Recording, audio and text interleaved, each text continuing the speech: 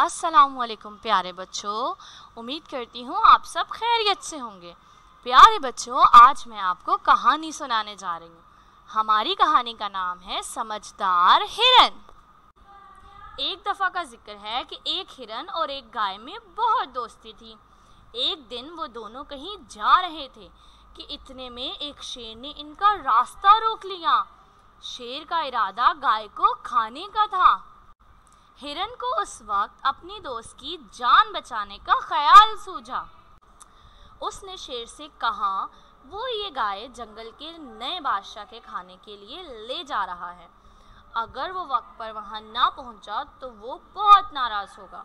अगर तुम इस गाय को खाना चाहते हो तो तुमको पहले इस नए बादशाह से लड़कर इसे मारना होगा।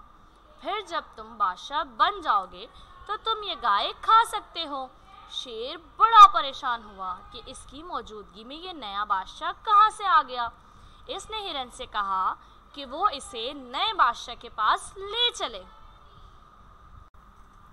हिरन शेर को एक कुएं पर ले गया।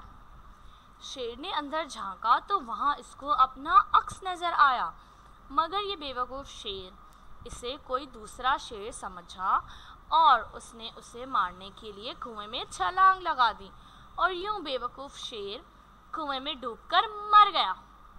बच्चों, इस तरह हिरन ने अपनी दोस्त गाय की जान बचा ली।